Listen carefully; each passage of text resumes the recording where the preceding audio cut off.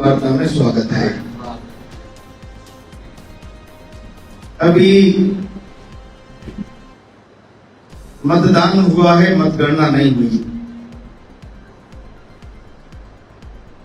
राजनीतिक बदले की कार्यवाहियां शुरू हो गई। दुर्भाग्य से यहां पर सत्ता का, प्रशासन का मुखिया कोटा का आईजी बन गया। कलेक्टर की, डिविजनल कमिश्नर की, सरकार की सारी शक्तियां जैसे आईजी में समाहित हो गई हो। 17 तारीख को आईजी ने अपने ऑफिस में एक बैठक बुलाई। जो काम कलेक्टर का और आवश्यक हो तो डिविजनल कमिश्नर का काम है, और बुलाकर कहा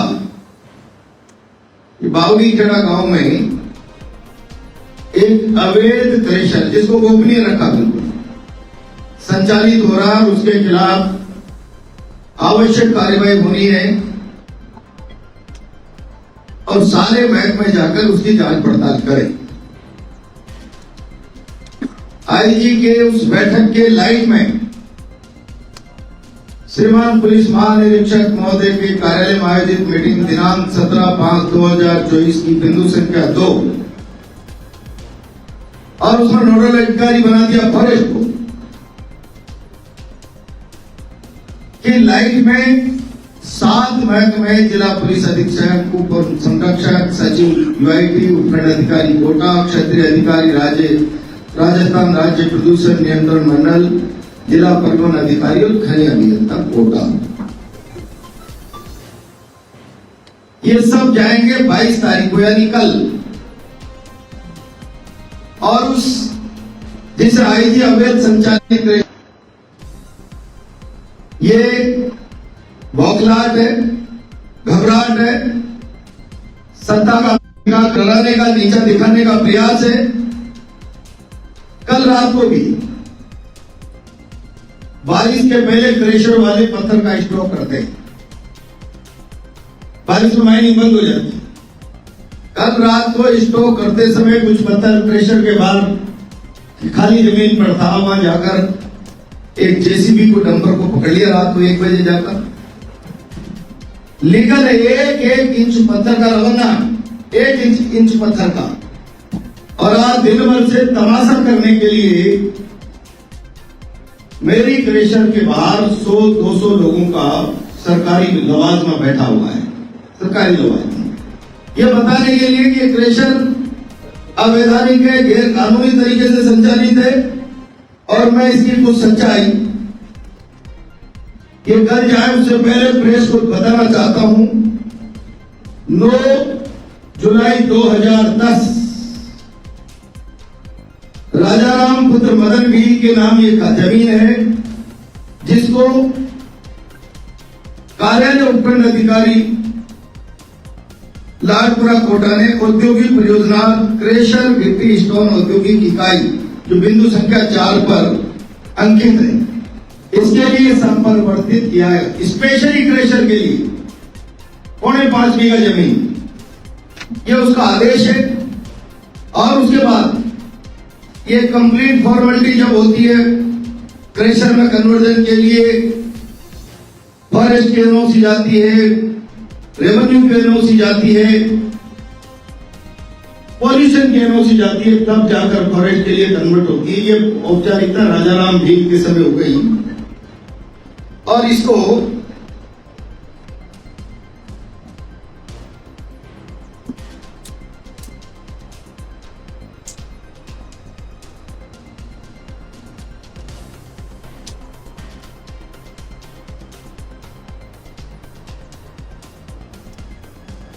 सोलह 5/2011 को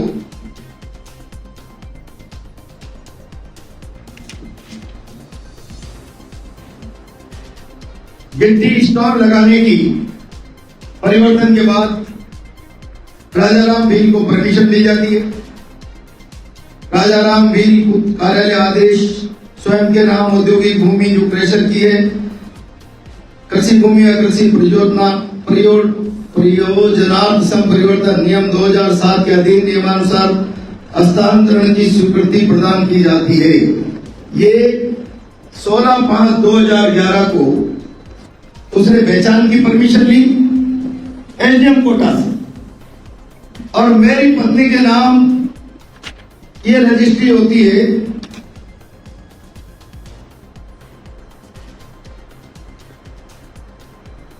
31/10/2011 को। बाकायदा क्रेशर में कन्वर्ट, सेल परमिशन और उसके नाम ये मेरी पत्नी के नाम रजिस्ट्री के बाद पहले 2 साल में प्लांट लगाना आवश्यक था, मैं लगा नहीं पाया, तो अवधि विस्तार 5 साल 2015 तक अवधि विस्तार की परमिशन जो सोमोटो राज्य सरकार ने कर दी थी, जो 16 में क्रेशर ऑपरेट कर दिया, और तब से लेकर कंप्लीट 2 साल बीच में कोरोना के कारण लगभग बंद सा रहा, क्रेशर चल रहा है। कांग्रेस राज का संपरिवर्तन,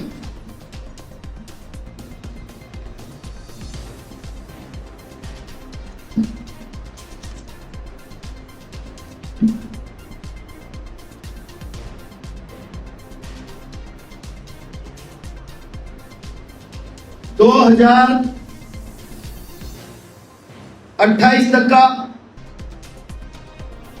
एनवायरमेंट क्लियरेंस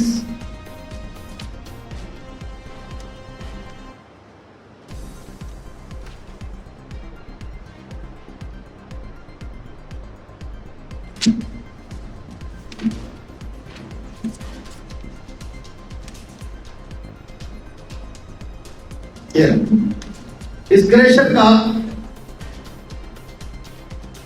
30/6/2028 तक पॉल्यूशन का क्लियरेंस है। पॉल्यूशन क्लियरेंस क्लियर है। माइनिंग, रेवेन्यू, फॉरेस्ट, यूआईटी तमाम की एनओसी के बाद संपरिवर्तन होता, क्रेशर के लिए ऐसे ही नहीं होता। और संपरिवर्तन राजाराम भील के नाम हुआ है। 6 महीने बाद पहचान की एसडीएम की परमिशन है।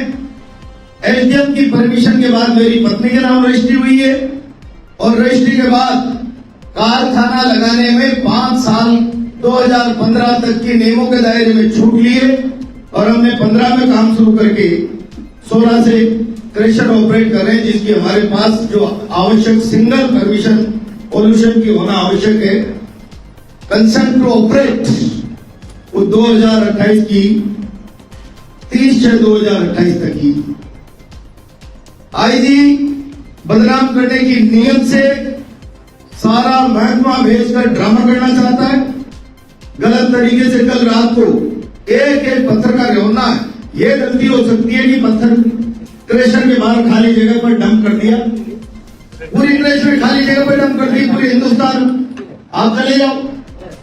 कोई बारिश का पत्थर इकट्ठा करेगा तो क्रेशर के पास ही करेगा। वहां भी चारों तरफ जो खाते की जमीन है मेरे जानकारों की है, मेरे मिलने वालों की है, जिनसे मैंने ली हुई है, 1 इंच भी वहां पर मेरी क्रेशर के आसपास सरकारी सिवाइचक जमीन नहीं है, खातेदारी की जमीन है। जानबूझकर दबाव डालकर प्रशासन पे, माइनिंग इंजीनियर का भाई एक्सपायर हो गया, उसको दादागिरी करके कलेक्टर क्या से फोन गया, आप आकर ज्वाइन करिए, और उस सुबह से बेचारे को उसको पता ही नहीं है कि मुझे किस लिए बुलाया है। लाल गुंजल के खिलाफ इसकी पत्नी के नाम से, इसके खुद के नाम पर कैसे क्या इलीगल साबित करके, और आप क्या कर सकते हो। मैं समझता हूं सीधा बिरला जी ने हार मान ली। ये राजस्थान सरकार की सारे प्रोग्राम और सारे राजस्थान सरकार ने अपनी power of attorney collector, divisional commissioner, SP सबसे छीनकर आईजी को दे दी है। और मैं बहुत स्पष्ट कह रहा हूं, मैं 4 तारीख का इंतजार कर रहा हूं। 4 तारीख के बाद चाहे अस्तित्व मिट जाए, इस कीमत तक इस आईजी की दादागिरी के खिलाफ लड़ेंगे। अस्तित्व मिट जाए उस कीमत तक। मेरी विनम्र प्रार्थना, कल जब ये नापने जाए सारा मीडिया रहे।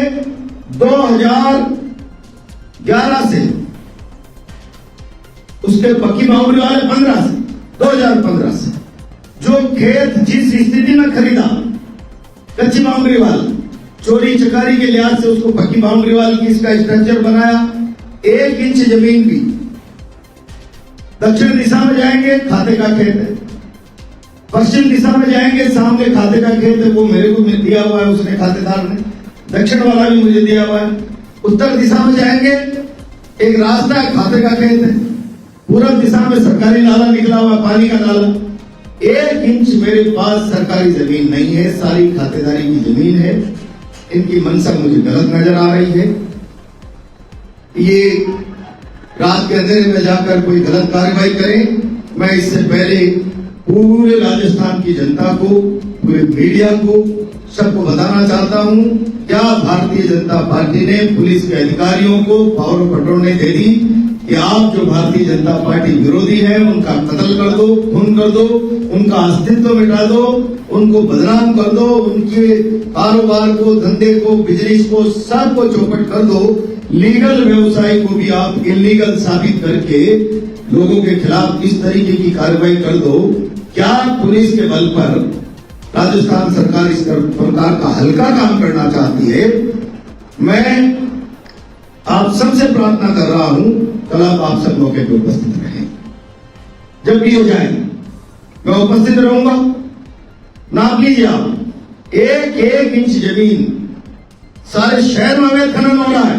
और मैं आज कहना चाहता हूं, फॉरेस्ट को नोडल अधिकारी बना के आप क्या करना चाहते हो? मेरी क्रेशन फॉरेस्ट में, फिर कन्वर्जन एसडीएल में वैसे ही कर दिया, फिर मुझे गवर्नमेंट ने 2-3 करोड़ का लोन वैसे ही दे दिया बैंकों ने।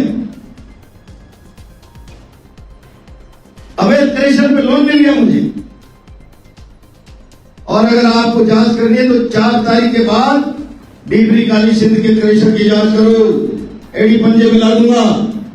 आमा के क्रेशरों की जांच करो, कौन कौन सी फैक्ट्री में, आज नाम लेके उजागर नहीं करूंगा, कितनी सैकड़ों बीघा फॉरेस्ट और सरकारी जमीनें आ रही है।